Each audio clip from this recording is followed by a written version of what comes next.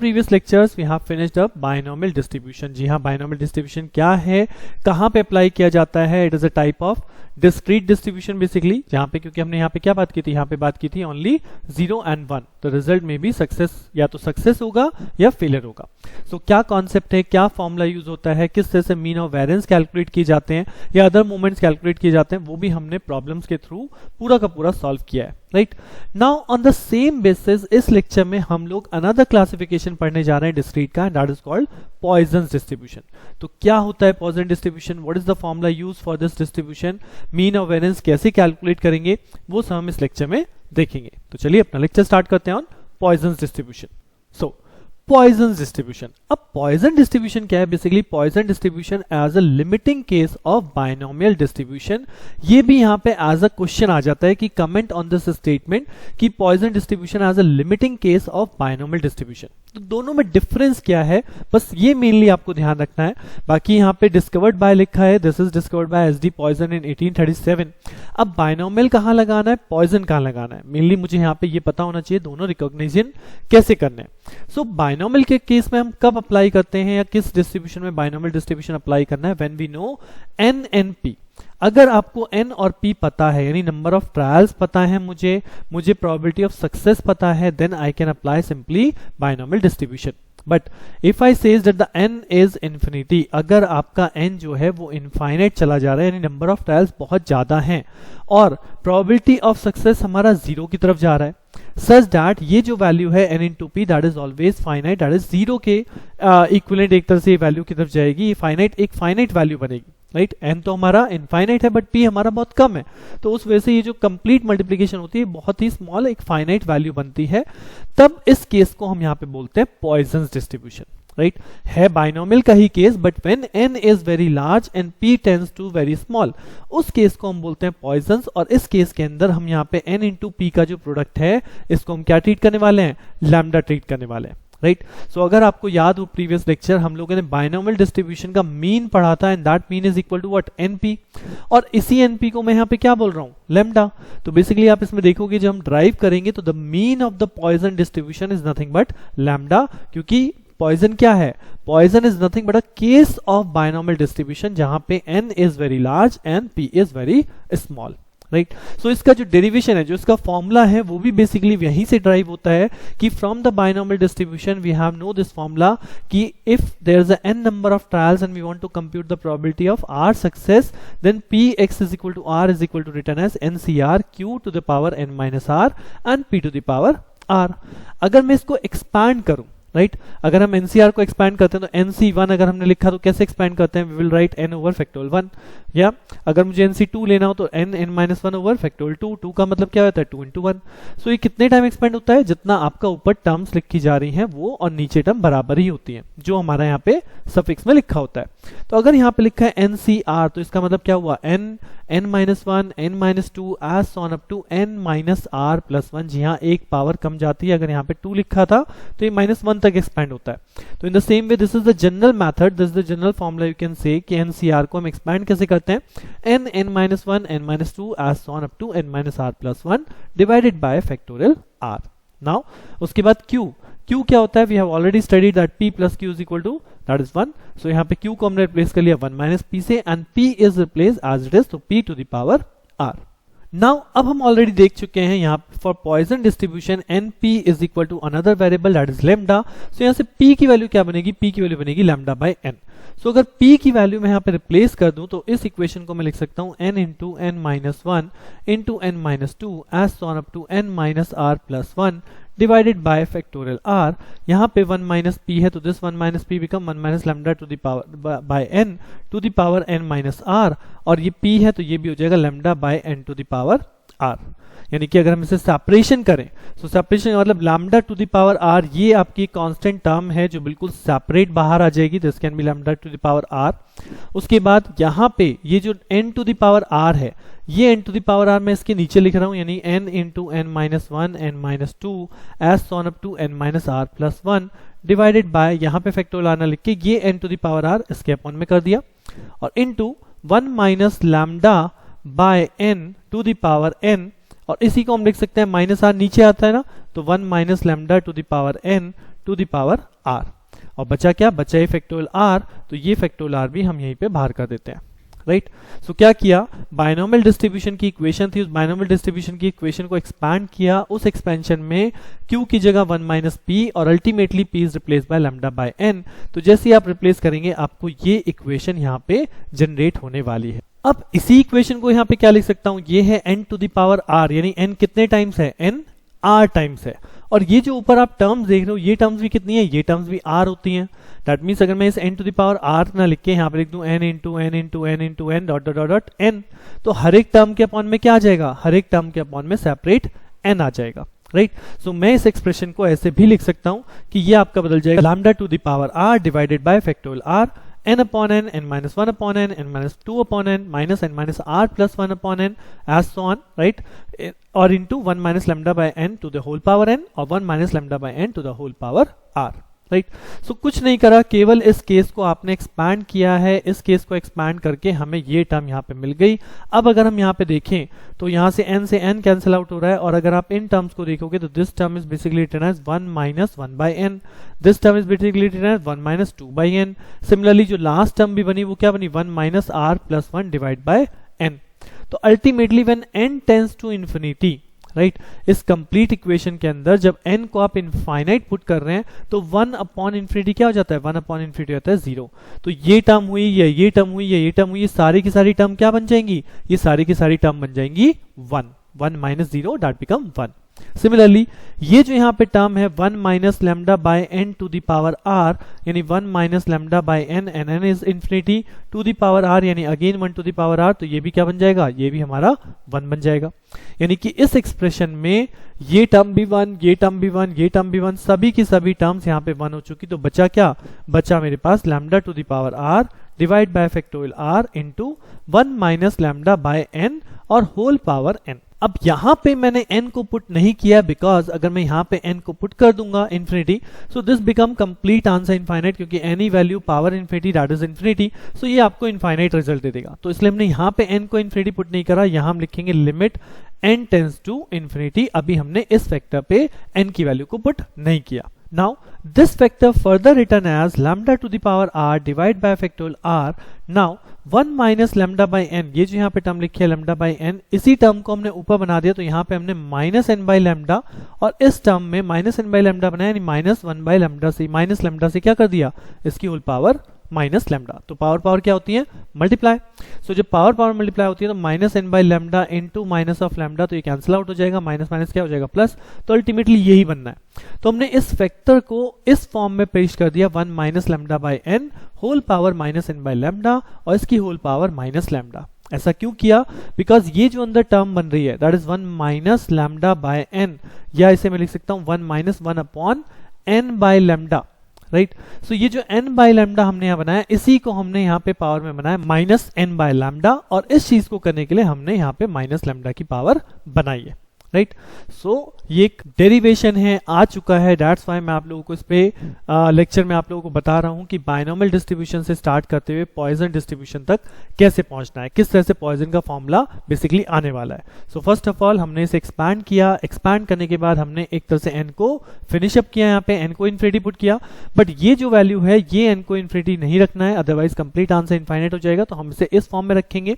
Now ये जो यहाँ पे रेशियो बना है 1 minus lambda by n whole power minus n by lambda, this will be basically called Napierian base. अगर आपके पास बनता है limit x tends to infinity 1 plus 1 by x to whole power x, right, 1 plus 1 by x to the whole power x, this is equal to simply e to the power e, that is called the Napierian base, right, when x tends to infinity.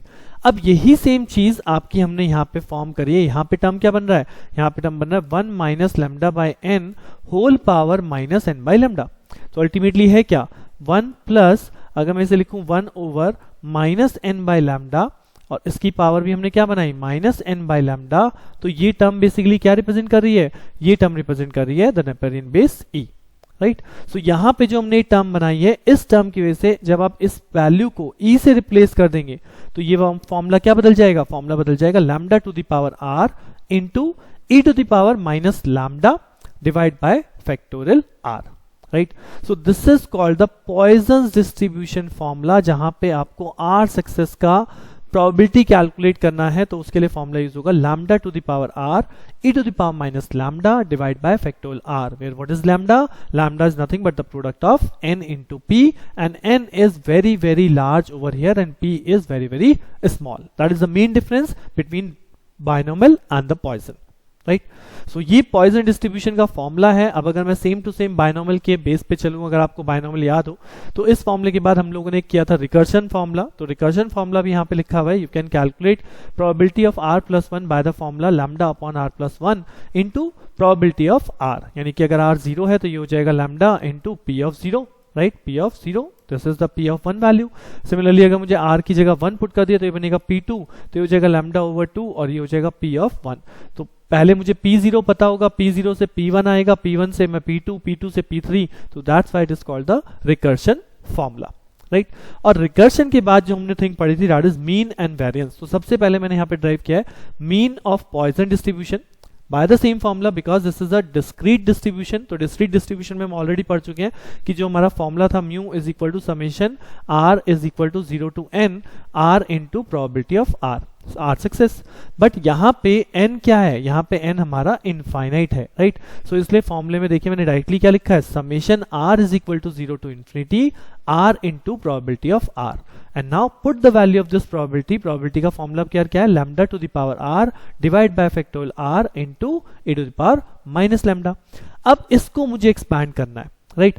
तो इसमें constant term कौन है जिसपे r का impact ही नहीं हो रहा?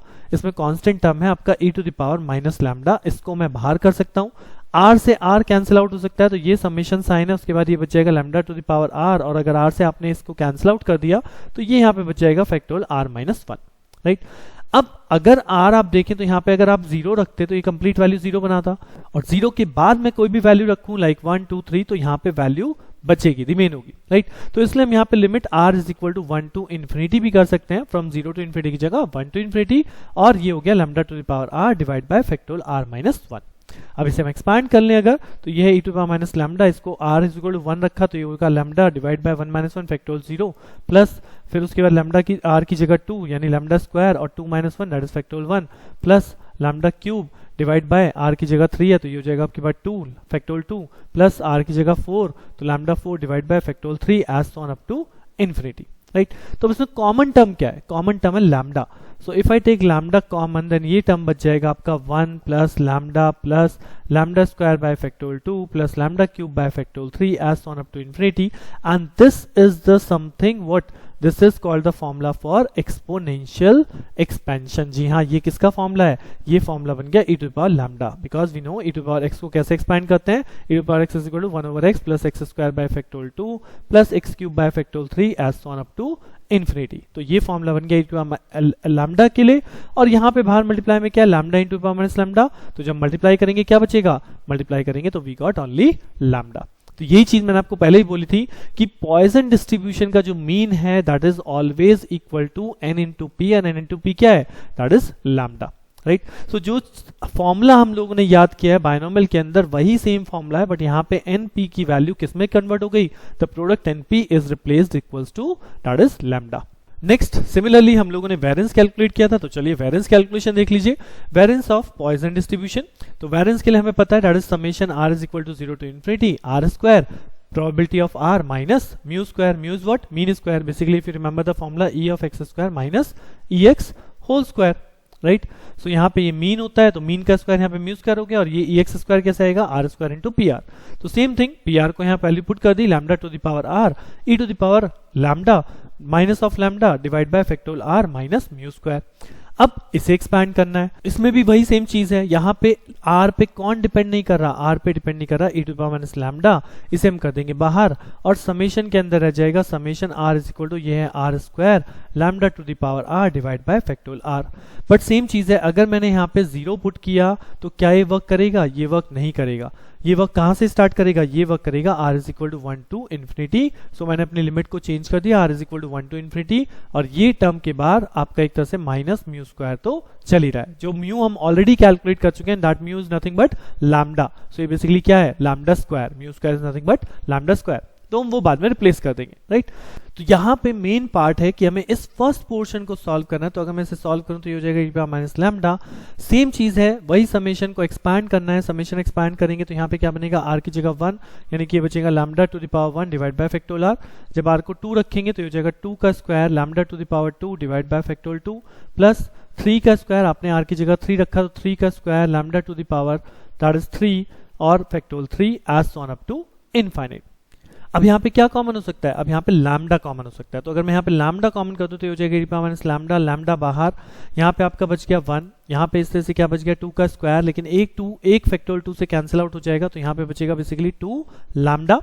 Similarly अगर फैक्टोरियल 3 को सॉल्व करें तो एक 3 कैंसिल आउट हो जाएगा, ऊपर एक 3 बचा, लैम्डा क्यूब में से एक लैम्डा बाहर चला गया तो यहाँ हो गया लैम्डा स्क्वायर, और नीचे क्या बचा, नीचे बचा आपका फैक्टोरियल 2, क्योंकि 3 कैंसिल आउट किया आपने, 2 into 1 रिमेन सेम।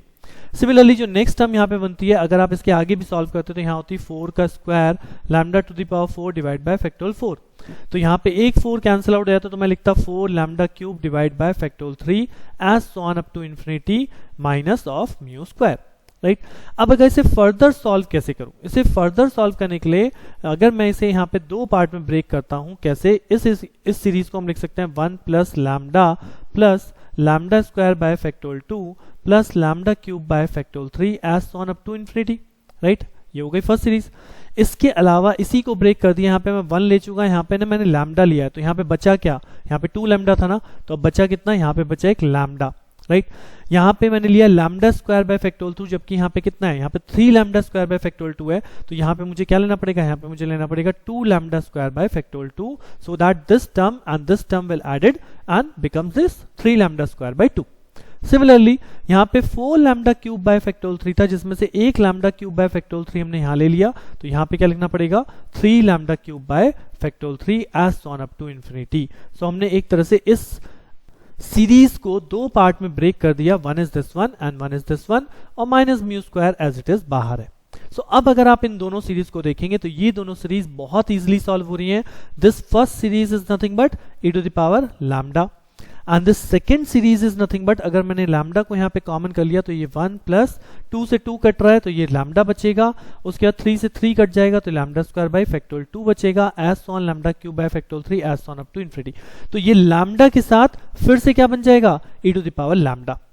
अल्टीमेटली अगर मैं इन दो वैल्यूज को यहाँ पे सॉल्व करूं तो मैं यहाँ पे लिख सकता हूँ e to the power minus lambda into lambda, उसके बाद यहाँ पे ये सीरीज, पहली सीरीज बनी e to the power minus lambda के लिए, प्लस लैम्डा के लिए, और दूसरी सीरीज बनेगी plus lambda into e to the power lambda के लिए, minus mu square is nothing but lambda square. ये मैंने आपको बोला था कि मीन है, मीन हम ऑलरेडी कैलकुलेट कर चुके हैं, this is nothing but lambda. So यहाँ पे लैम्डा स्क्वायर को हमने रिप्लेस कर दिया। अब सिंपली अगर आप इसे सॉल्व करें तो e to power minus lambda into e to power lambda, ये आपका लैम्डा बचेगा, और सिमिलरली ये टर्म जब इस टर्म से मल्टीप्लाई होगी तो यहाँ पे लैम्डा स्क्वायर बनाएगी और माइनस लैम्डा स्क्वायर है। सो अल्टीमेटली सॉल्व हो क्या आता है, लैम्डा। तो पॉइजन डिस्ट्रीब्यूशन एक ऐसा केस है जहां पे मीन भी लैम्डा है और वेरिएंस भी लैम्डा है, राइट। जबकि हमने जो बाइनोमियल पढ़ा था वहां पे NP और NPQ था, बट पॉइजन के केस में दोनों ही केसेस में आपका लैम्डा आया है, बिकॉज हमने P को क्या माना है, P is approximately equal to 0। तो अगर P अप्रोक्सीमेटली इक्वल टू 0 है तो P plus Q is equal to 1, तो Q की वैल्यू क्या रह जाएगी, 1 रह जाएगी ना। तो NPQ भी बेसिकली क्या हो गया, NPQ बेसिकली लैम्डा ही बनेगा। सो इसलिए यहाँ पे दोनों ही केसेस में, चाहे वो मीन है चाहे वो वेरिएंस है, दोनों ही केसेस में हमारे पास जो वैल्यू बनी है that is lambda, right. So question दोनों ही बहुत इंपॉर्टेंट हैं, चाहे मीन कैलकुलेट करने के लिए आए या वेरिएंस कैलकुलेट करने के लिए आए, अब आप यहां से कैलकुलेट कर सकते हैं। नेक्स्ट, अगर आपको अदर मोमेंट्स कैलकुलेट करने हो, like moments about mean of Poisson distribution, so we have already know μ1 हमेशा 0 होता है, first mean, first center moment, then second μ2 is equal to lambda, हम ड्राइव कर चुके हैं। μ3 भी इसमें लैम्डा के इक्वल होता है, μ4 की वैल्यू होती है 3 lambda square plus lambda, but यहाँ पे कोई इनका प्रूफ नहीं है, इनको आप डायरेक्टली याद रख सकते हो। And based on these moments we can write down the coefficient of skewness and coefficient of kurtosis, तो that is equal to under root of beta 1 skewness के लिए, under root of μ3 square divide by μ2 cube, तो ये आ गया 1/√ऑफ lambda. और similarly we can calculate the kurtosis coefficient μ4 divide by μ2 square, और इसको आप सॉल्व करेंगे तो ये आपको मिलेगा 3 + 1 बाय लैम्डा। सो इस लेक्चर में इतना ही। आफ्टर लिसनिंग दिस लेक्चर आप लोग पॉइजन डिस्ट्रीब्यूशन क्या है, बायनॉमियल से इससे क्या रिलेशन है, क्यों हम इसे limiting case of binomial distribution कहते हैं, ये आप प्रूफ करना समझ चुके हैं। How you calculate the mean and variance, जो कि किसके बराबर है, ओनली एंड ओनली लैम्डा, तो वो आप यहाँ पे पढ़ चुके हैं। And what is lambda? Lambda is nothing but NP, right.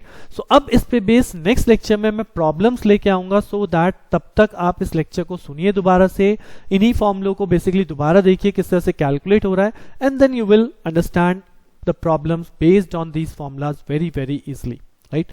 So बने रहिए मेरे साथ प्रॉब्लम्स के लिए। मिलते हैं नेक्स्ट लेक्चर में। Thank you.